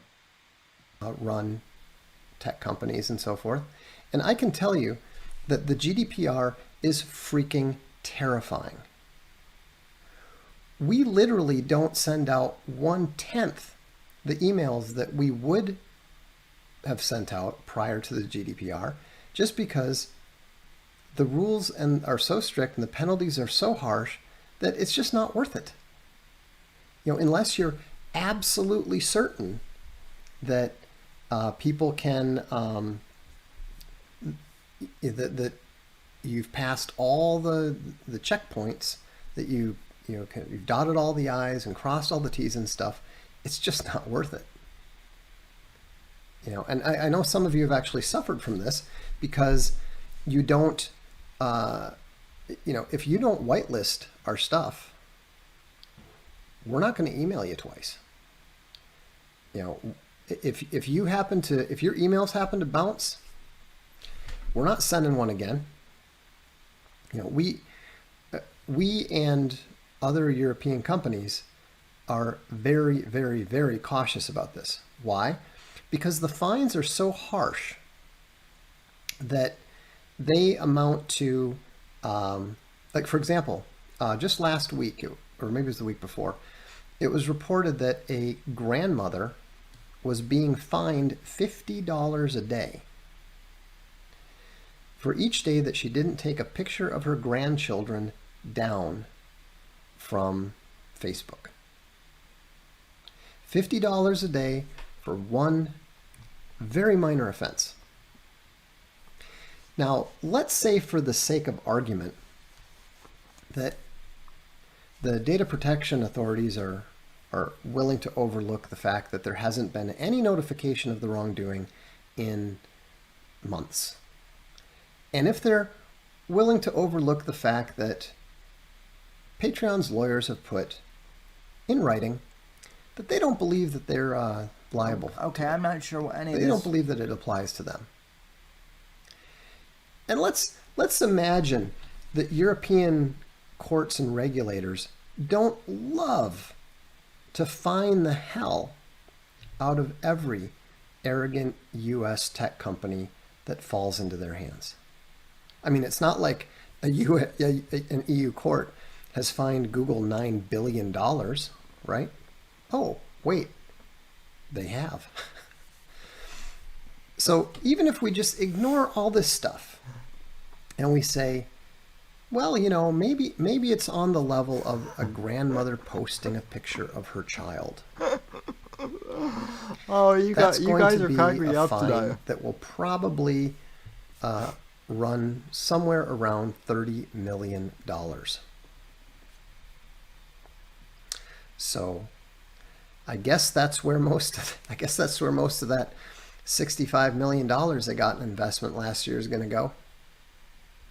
You know, I mean, and here's the amazing thing: they're paying people to do this to themselves. I mean, you know, this is one of the dumbest things I've ever seen in the technology world. I mean, the whole thing was completely and utterly avoidable. All they had to do is just not try to police a comedian on other sites. You know, they never had anything. They never had anything to do. You know, they never had any complaint about Owen's behavior on their platform. None whatsoever. And yet here they go and just begin this failure cascade. Just because they couldn't stay in the lane and do their job, just because they had to get SJWs involved in trying to police people and trying to tell people what to do, then it just generated this massive cascade failure. And here's the thing, and here's why it's so much worse than it sounds. See, and this is also why the GDPR is so freaking terrifying. You can be fined severely if your processes are considered insufficient. So there have been a number of fines, big fines, even if you haven't had a data breach, even if you haven't violated anyone's data privacy. If they just look at your systems and say, those are not sufficient, something bad could happen, they can fine you a couple $100,000. And there's no appeal. These are not court actions. You know, the European Union is not famous for its restraint in these regards. That's why everybody is so careful over here. And so I looked at the, I mean, obviously, you know, we have to abide by these things ourselves. And so there's a list of 7. You may have to abide by them, Vox, but you don't, and that's the point. You don't abide to any of this on your own. But at any rate, folks, I don't know. You know, bottom line, Vox is being a moron, and he's being a bit of a hypocrite here. I don't know. Is it at the end of the stream where he says that he doesn't have a dog in the fight? Because that's the part of this that I'd like to get to here, if we can. Just because I do want to jump on the Versa on the Versa Media stream. So, let me check the chat here. So, let's see.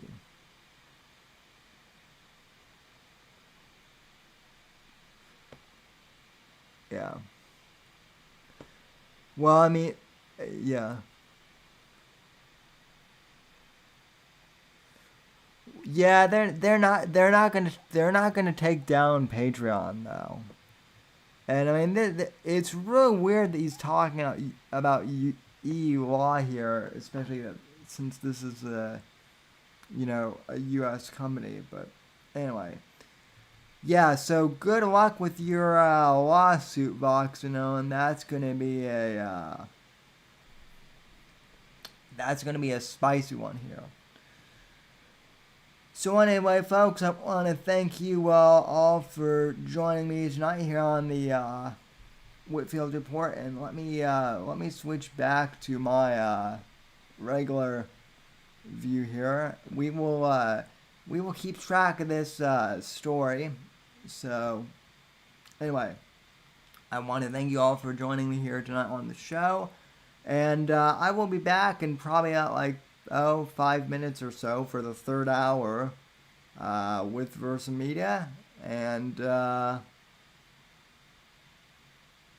want to thank you all for joining me. And, good night. God bless and God save this great nation. And thanks for everything.